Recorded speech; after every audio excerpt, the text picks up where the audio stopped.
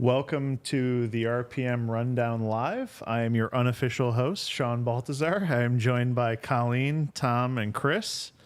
We come to you fresh off of the Automotive Logistics Supply Chain Conference here in Detroit.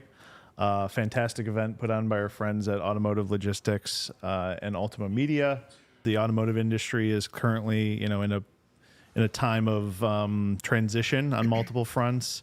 Well-attended conference, 800 different suppliers, vendors, connections to the automotive industry, talking about a whole variety of topics. The themes I heard were, what's Mexico's ongoing role in the automotive supply chain?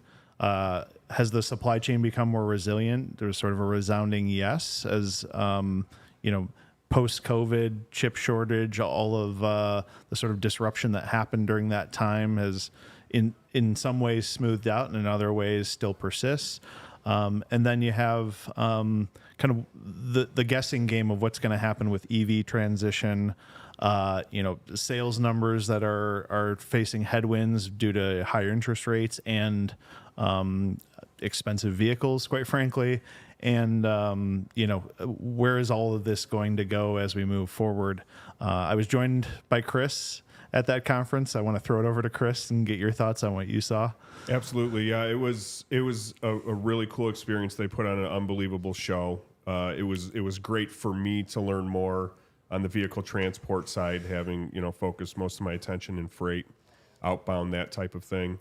I was lucky enough to attend your panel about data in the safety, tracking field of assets. But not only that panel, but all the panels that were put on were great, very informational, taught me a lot, and I look forward to taking part in the show in the future. Yeah, I'm glad you brought up the panel. Had the pleasure of sitting with Oleg from Ford, Anthony from Cognosis, which does asset tracking on yards, which we're very familiar with their product, and then Julien from Celonis, all of which great discussion regarding how we can use data to really build better shipping plans. I know this is a passion area of Tom's when we talk about how you combine inventory. Can you use data further upstream to make more intelligent logistics decisions? And I think definitely the folks at Ford are driving in that direction based on what Oleg was talking about. But yeah, I think the conference overall covered a number of topics as it relates to kind of where all this is going, especially with things like AI and data, and some of the buzzwords that are in the technology lexicon within logistics are all kind of becoming more and more, part of what everyone is talking about.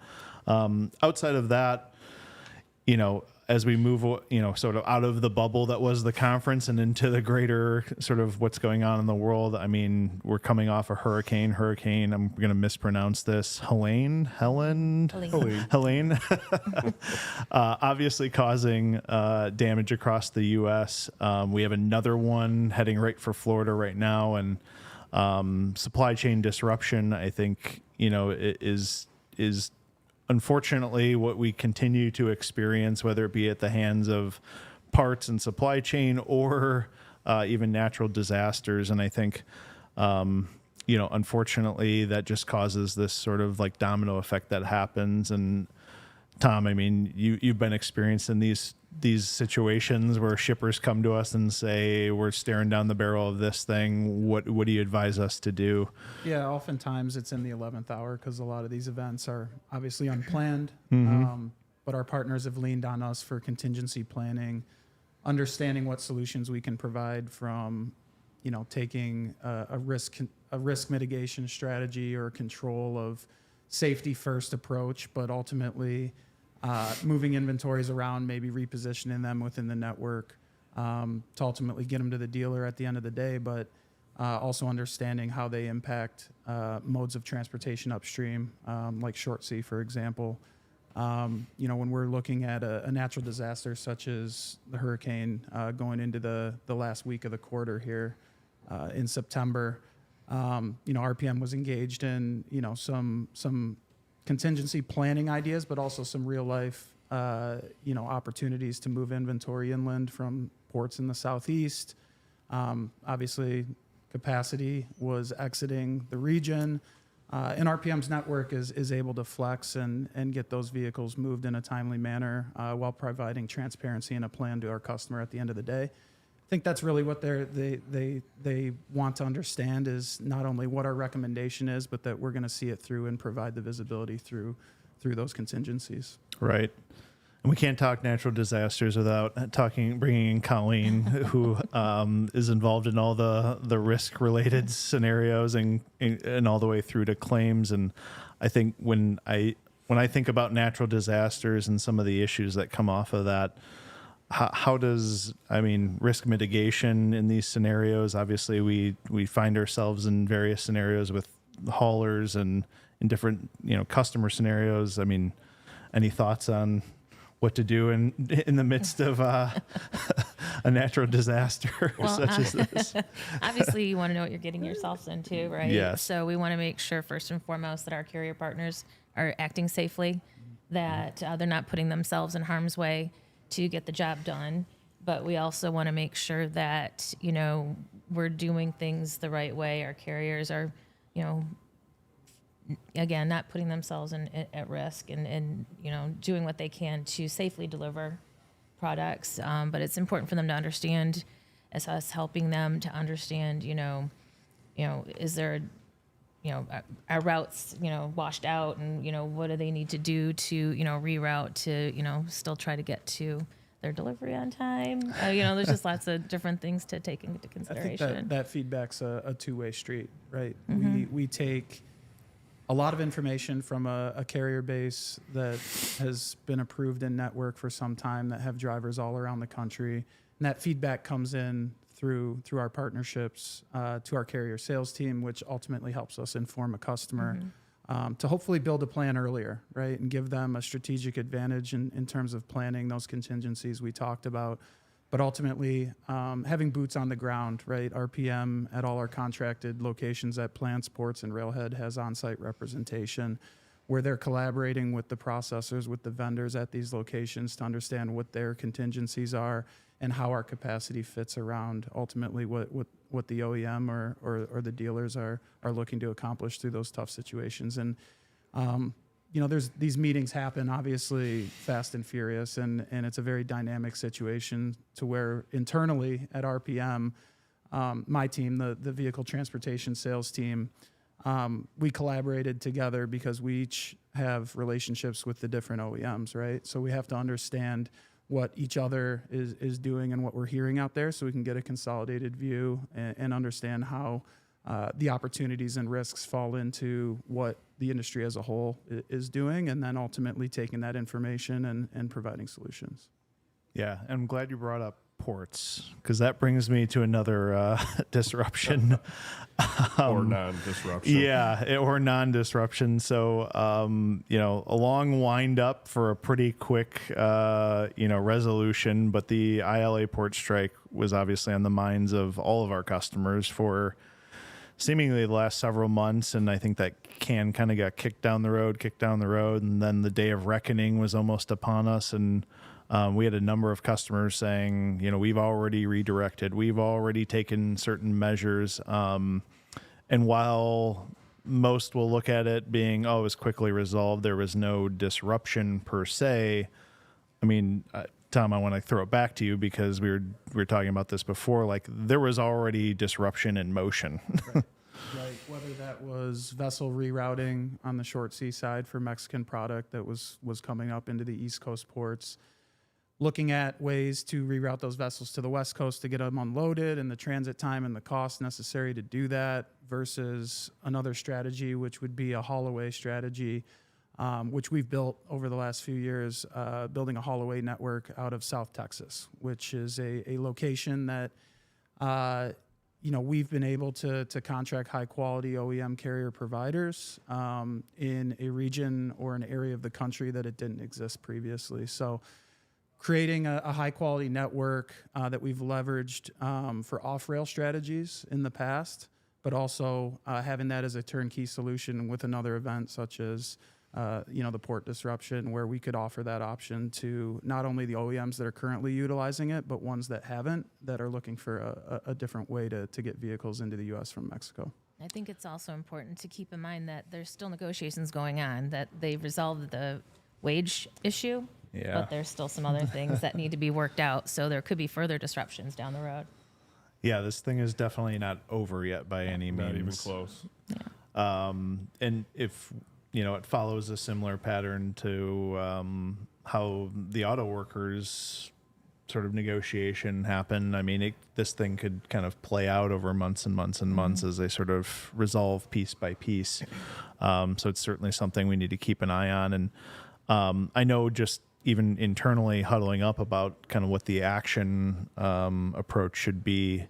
I know, there's a lot of customers who look to us to kind of aggregate what the rest of the industry is saying and get fed those insights back. I mean, most OEMs are kind of planning in a silo, but any sort of outside information that can inform a strategy is also where I think we have to come to the table and say, hey, we know of 2 other people who are looking at this potential strategy, or we know other people who are looking at this strategy, and hopefully that just helps to inform them on making a more educated decision. Yeah, I think it just goes way beyond a formal QBR where you get your hour or two in front of your customer and you're talking about your business and how RPM is evolving to support the industry. But ultimately, we've had some very high quality discussions with our OEM partners in more of a workshop type format where there'll be themes and there'll be materials that we prep for those conversations. But ultimately, it's meant to be completely collaborative from a standpoint of, like Sean said, what is the industry challenges? What are we seeing? What are other suppliers and customers doing to mitigate those risks, and understand that they have a plan ahead of time? If this happens, then we're going to do that, right? And that's where RPM, I've seen over the course of my time here, as we get deeper into long-term contracts with Holloway distributions, overlapping networks, understanding what locations have opportunities for inventory optimization like co-loading, how our technology and our investments and quality teams and on-site representation, how that all fits together to provide a high-level non-asset-based solution. And I think that's what we have to move towards when we're having these workshops with our customers, for them to understand that brokering transportation or finding a truck is just one piece of the entire puzzle. And when you partner with a company such as RPM, we're going to bring data and insights to help drive your decisions in the future, not just move metal. Yeah, and I think that's a good segue into the larger automotive industry factors. I mean, just moving in, mitigating risks, or thinking about doing things different ways, because everyone is under certain pressures, whether that be cost pressure, whether that be SLA pressure, and all of it sort of is weighing on, like, do I drive at just cost, which could sacrifice other things? I mean, we always talk about, what is it, cost, speed, and quality, like pick 2. And I think you're trying to balance that equation. When I think of just the macro auto industry, I mean, I alluded to it when we opened, and what was highlighted at the conference was, we're in the midst of ICE to EV transition, and how is that going to play out? I think we were hurtling towards rapid adoption, and have maybe the early adopters kind of like phased out, and now we're in this, like, how do we get mass adoption standpoint, like kind of influx or regression? What are we going to do about tariffs and the supply chain moving to different parts of the world, and ultimately, how does all of this factor into a world in which we have high interest rates, sales slowing down, and ultimately, inventory back to levels where the automotive industry 3 years ago said we're never going to go back to 90 plus days of inventory, and you have brands that are even higher than that out in the world right now. And so, I think it just, again, increases that sort of pressure level on all the folks that we're engaging with every day to find new and creative solutions to sort of thread that needle between all these sort of like macro pressures that are going on in the automotive industry. Yeah, and I think the shift that you mentioned from speed to a more cost-focused strategy, it's absolutely rooted in how efficient a service provider can be, either through their management of their inventory strategies, the flexibility of their network from a non-asset-based standpoint, insulating the customer through a contract cycle of the peaks and valleys of the capacity demand that can affect rates in the market, and how, when you have a commitment from a non-asset-based provider to move those vehicles regardless of those external factors, and to insulate the shipper from riding that wave up and down, and that's led to the success and the growth of our contracted business here at RPM over the last 3-4 years specifically, where we've had the opportunity to prove that RPM as a service provider is never going to let its business go to backup or supplemental capacity and expose our shippers to increased costs, because that's the non-asset-based model. That's what any top-tier broker should be able to do. Yep. I want to switch a little bit over to, I think, the used car side of the world, because obviously remarketing, as we think of it, the used car world has been under sort of a wave of, if we roll back to 2021, couldn't get new cars. It's a white hot market. New cars enter the fold. Remarketing starts to kind of soften a bit. Used car values start to come down. Obviously, with the divide between affordability of new cars and used car downward pressure, now you have consumers who are sort of propping up used cars again, buying more used cars. And I think there's some competing narratives and what's going to happen in that space. Tom, I don't want to keep coming back to you, but this is an area, again, you've been fairly focused on. We touch both sides of the business, so we're very familiar with how the dependencies of new vehicle production and the wholesale market and used car values are all interconnected, right? One thing I look at is the average age of a car on the road, which has obviously been increasing over the last few years. And I look at my own situation, right, where I've told myself I'm never going to drive a car over 100,000 miles. Well, guess what? My car's got 110,000 miles on it right now. Why is that? Interest rates, uncertainty of if I want to go into an EV and what that means for my day-to-day commute and the infrastructure needed to support my transportation needs. Yeah. So I've kind of taken my own personal approach on kind of a wait and see approach. And you put into that the election cycle and potential tariffs. And I think there's just a lot of uncertainty out there. But at the end of the day, the vehicles are getting older. They're going to eventually cycle out of the industry. And my guess is as good as anybody's on how that dynamic plays out. But we do anticipate those two worlds again playing off each other and being able to understand where the values are at. Yeah.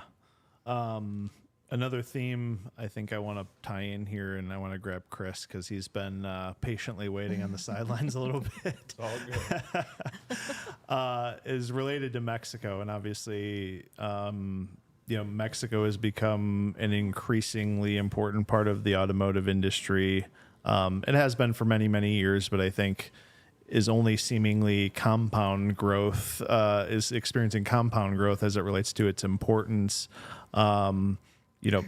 Not only is their market as an intra-Mexico market going through some interesting pressure when you talk about just Chinese EVs on the kind of like vehicle production side being flooded into that market, but add into that an increasing supplier base to help construct vehicles, and cross-border demand just keeps rising and rising and rising, and that brings in a whole host of other factors and challenges. And Chris, I just want to bring you in for your perspective on what's going on down there. It's a big pain point for our customers, right? Yeah. It's hard to have a broker, a partner that you can trust. The biggest thing from our partners is something as simple as delivery, lead time. Is it actually going to make it to where it needs to go? Can I trust you to do that? We've done a really good job here of building a team and focusing on those pain points for the customer. And it's something that right now, if a company like us wants to take it on and wants to go get it, it's there. Provide that service to your customer, follow through on everything. And I think it's a theme that's recurring, right? We're working with our customers, with our partners, keeping those open lines of communication. As long as we do all those things, it can be a positive experience to move that not only intra but cross-border freight out of Mexico and really Canada too. Yeah. And I'm going to pull Tom back in now Yeah. because we've been involved in the vehicle side of those complications. When you think about maybe rail service that isn't quite fulfilling its needs in certain plant locations, or customers that have just instituted these strategies as long-term strategies.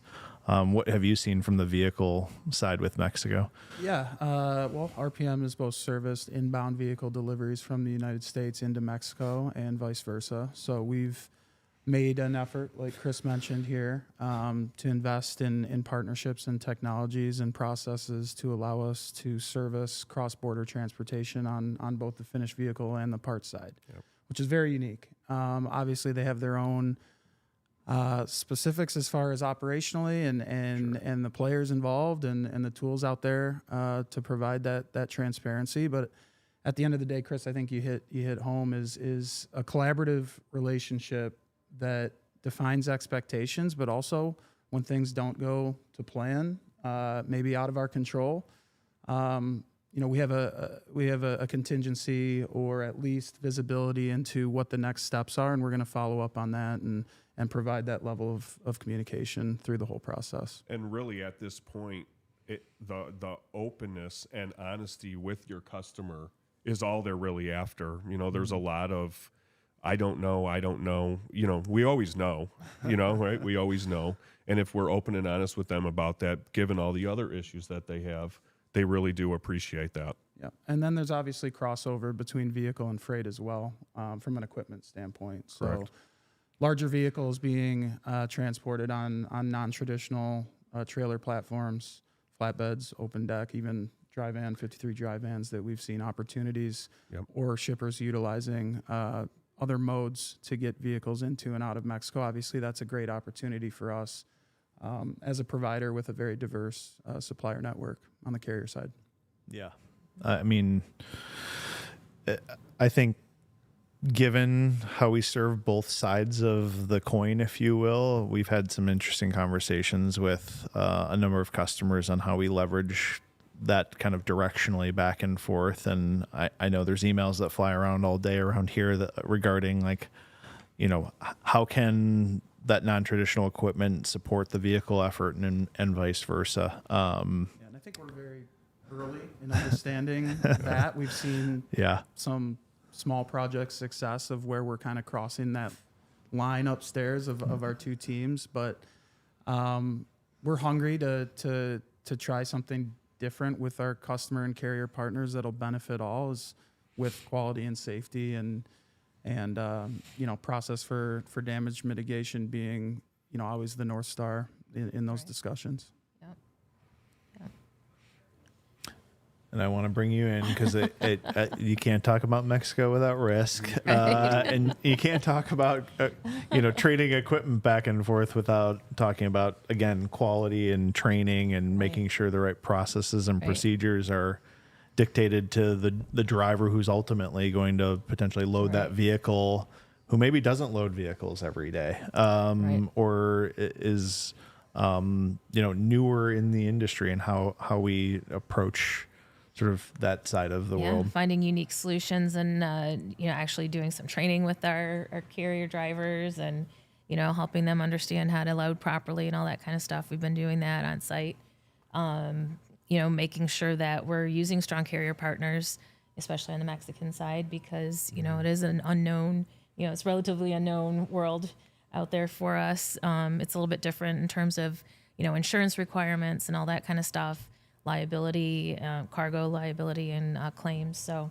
making sure that we're, setting ourselves up for success when those things do unfortunately happen. From a chain of custody perspective, right? You're moving a product, a vehicle or a part up from Mexico. It's going through a cross-border transfer or cross-dock or transload or through a yard. And there's multiple parties inspecting that vehicle, ensuring that that chain of custody is tight. Yeah. So if there is damage, you can look to exactly where it occurred and have an objective view in the potential claims process. But our technology at RPM, we've designed it, through our mobile inspection app, through our partnerships at these yards, through our driver training, through taking our hauling guide manuals of our various products we haul for OEMs and threading all those things together.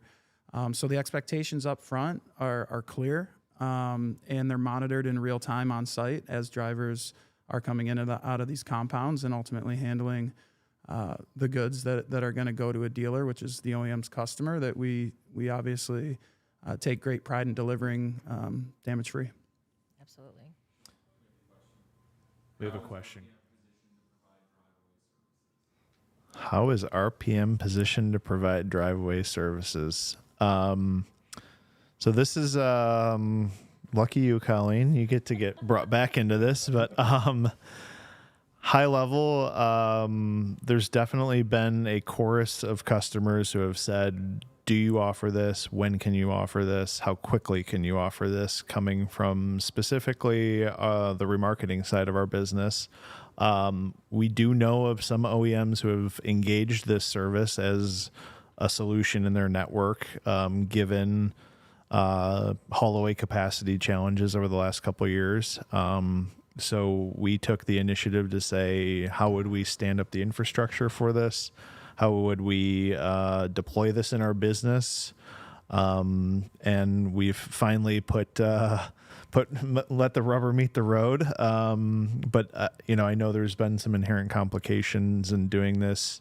So I'll start with you, Colleen, because you're the person that's usually the first line of defense in terms of like, can we do this? Is this risky? What are the pitfalls that can be experienced? Understanding what we're getting ourselves into and how we can best manage the risks that we're accepting or that we're knowingly getting into, how we're going to manage that, making sure we are protected contractually, we're using the right partners in our network to do this, and that we have, we're making sure we're planning for any losses that might occur as well, so that we're, we've got our coverages in place and all that good stuff. So, yeah, it was a slow roll. It's been a slow roll. I know it went a little bit slower than everybody else wanted it to, but just want to make sure we're doing it the right way. So we're providing the best possible product to our customers. And I think, you can look at it from a remarketing perspective or a new vehicle delivery perspective, whether you're transporting, Class A semi-trucks where you require a CDL driver driveway service versus a gig solution where you might be only delivering vehicles 40 miles or less from a storage yard, and the different providers that serve, both of those opportunities, understanding how they conduct business, what their SOPs are, what the expectation is from the ground up, right? Like we really spent a lot of time, to your point, understanding not only the advantages to that mode of transportation, but also how it fits into our current customers and where we want to go with it. Because if we're going to introduce a new mode to our suite of services, we want to first of all, be responsible and also articulate the value proposition behind it in each situation. Yeah, I think it speaks to hearing a customer's need and really doing the due diligence to say, can we stand up a solution to support their need versus either saying, hey, we don't do it, we'll account for it over here. I think, I can really applaud the internal team for saying, we keep getting this feedback. Now let's get serious about it and moving fast to stand up a solution that some maybe thought wasn't even possible 6, 8, 10, 12 months ago. So, yeah, I'm looking forward to us having the drive-away service. Complement what we do on the haul-away side. Right. I think just it's another area that we can be offer flexible solutions to our customers and consult them on some different ways to view movements of their inventory. Precisely. I think we've had a lot of discussion around where the automotive industry is. And obviously, when I was thinking about topics for this live stream, I couldn't help but think I'd love to talk about what folks that we sit across the table from should be thinking about as we move forward, because undoubtedly, these markets will change. Their needs will undoubtedly change with that market. And there's some pre-planning that they could do to get ahead of potential future disruptions. And so, I think logistics is an incredibly tactical business where you're fighting today's fire and maybe tomorrow's, and you don't necessarily allow yourself to get too far down the road. But when I was thinking about, what I would be advising a shipper or a person sitting in procurement to do as we move forward, thinking about everything that's going on in the industry, I couldn't help but be struck by, and something I've been kind of talking about at some of these conferences, is how does procurement work with providers to set the table properly, and how do you institute strategies moving forward that can make your supplier base, one, tap into their strengths, and also have the kind of flexibility you need to account for these disruptions. Inherent in our model is that sort of flexibility, but I want to bring Tom in, who I know is, sat across the table from a number of our customers and talked about these commercial solutions. Or even in, my previous freight life, right, is in one key component that I've seen be successful in designing future-proof solutions with your supplier base from a capacity perspective is having a very clear asset and non-asset strategy and understanding where each plays and how that affects their ability to scale up or down with the demands of your inventories. So what I mean by that is if Sean, to your point, where your strengths of your providers play in network, asset-based providers obviously have a very strong in certain pockets based on what their network needs are, and a non-asset-based provider should be able to provide you the flexibility, whether it be because of an inventory need, right, where you're shipping short, so you can switch to smaller trailers or co-load or use technology to optimize routing, all the way to understanding exactly, from a non-asset-based perspective, that they are with you through thick and thin, and you're going to get the same level of service and trust and quality with your business when you're contracting with them. Yeah, and you bring up the asset versus non-asset, and I think in freight 15 years ago, certainly a stronger theme. And we watched throughout our career the evolution of shippers saying, I want transparency in terms of what I'm getting with asset-based providers. I want to understand what their network does and where my shipping needs can sort of fit their network and vice versa. And then I'll go understand who else can fill the gaps, or who can absorb volatility, or where do I have the most variability in my shipping patterns that maybe requires me to probably have a non-asset solution that's going to, get their arms around all this other capacity that exists. And that conversation's gotten that's a very open conversation in freight. And I think when we think about where the vehicle world is at, we're not there yet. And I think we're starting to see more nuance to that conversation. But I think what we always want to talk to our customers about is how are they thinking about that, and what are our thoughts on it? Because I think the more transparency you bring to that conversation, the more you can make the asset-based players much more efficient, whether that be through changing procurement strategies. Right. Something I've talked a lot about, instead of that whole good with the bad type of, we need you to boil the ocean and we'll look the other way if you can't. or really starting to kind of think about who should really own what in the network. Yeah, exactly. I think obviously right now, with the decreased demand for capacity, you're looking at strategies to move your vehicles cost effectively, and that's getting done today. But inevitably, it's a cyclical business. That worm's going to turn, and you're going to have a strong network to support either increased volumes or stronger demand for that capacity, which comes at a higher cost, which I mentioned earlier, I alluded to. RPM is committed to insulating our shippers from that variability because we got the strong network and the partnerships and the technology to do that. Just this year alone, our contracted business surpassed our ad hoc or our spot buy business, which is a watershed moment for us and a credit to the hard work of our operations and quality management teams to allow us to hold long-term contracts. But again, planning for the future and understanding how each plays in their network and being very intentional about that, I believe is important, and we're excited to collaborate with our shipper partners on those strategies. Yeah. It's been the underlying theme, collaboration, right? I mean, we've brought it up over and over. That's where it's at. It's really the only way you get through disruption is to have a very transparent, open conversation around here's what we're experiencing, what can you do, what should we be thinking about, and developing something in conjunction instead of kind of creating a transaction out of the disruption.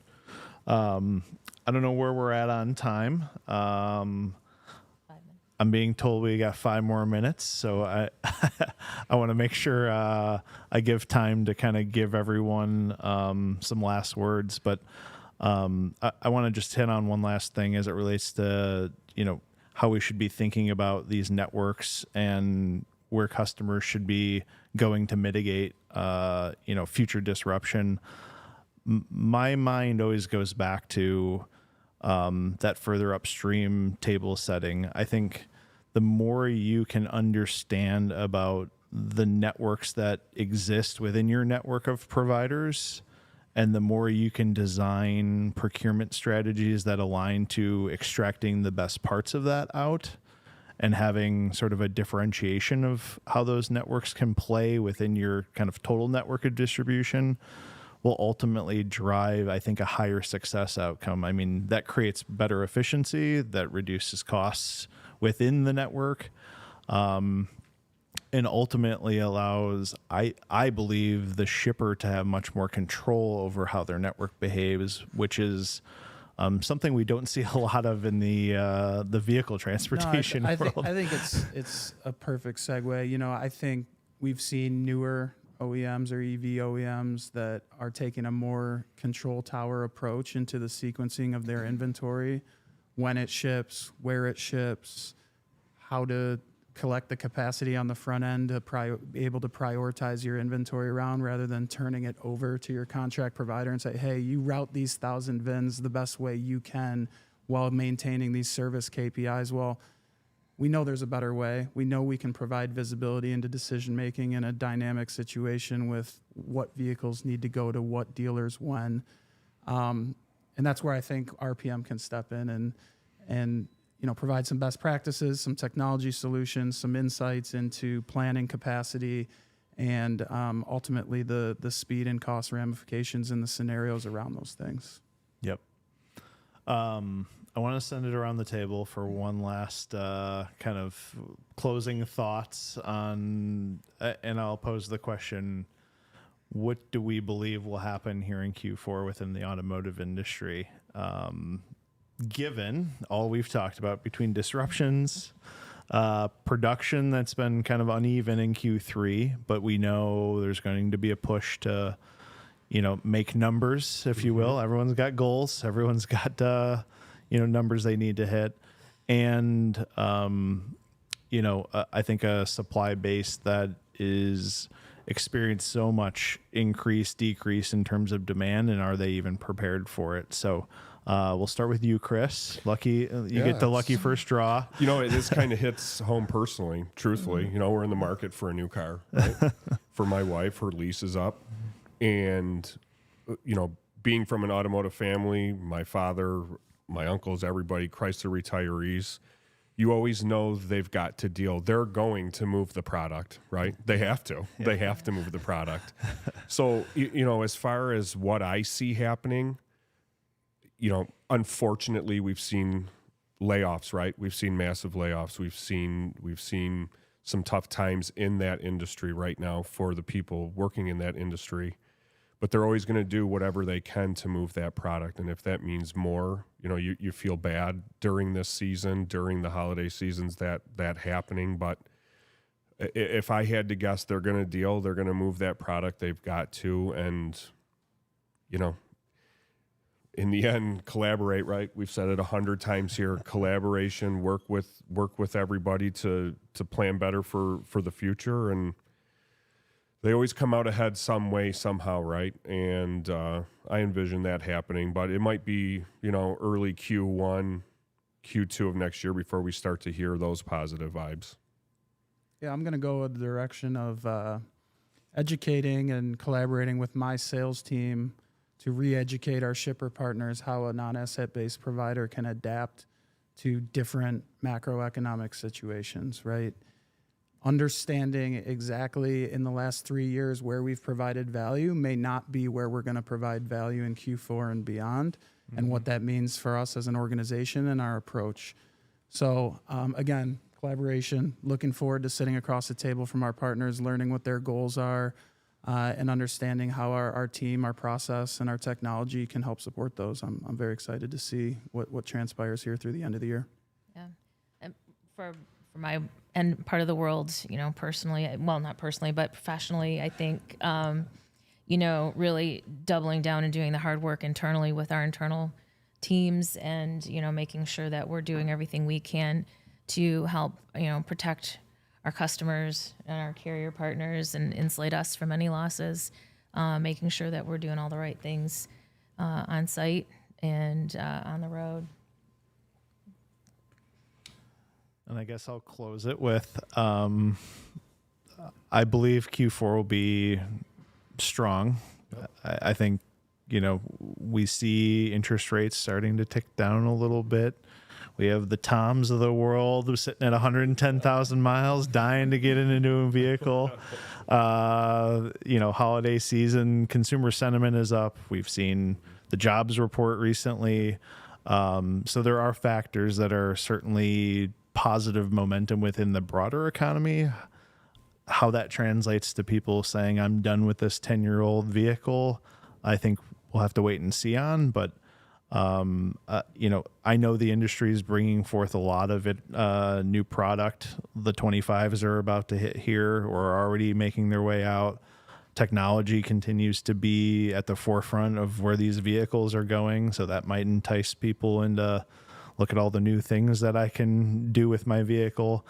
And then you have a lot of OEMs who have massive EV product launches, and maybe that gets that next wave of adopters coming in to say, you know what, now is the time for me to get on this train. So, I'm not looking into a crystal ball by any means, but I think Q4 will be strong, and then hopefully we see kind of a reset that allows 25 to, I think, smooth out a little bit more, and maybe hopefully see increased consumer demand as we go into a post-election sort of like calming down of what the future will hold. So I think that's going to wrap it up here on our RPM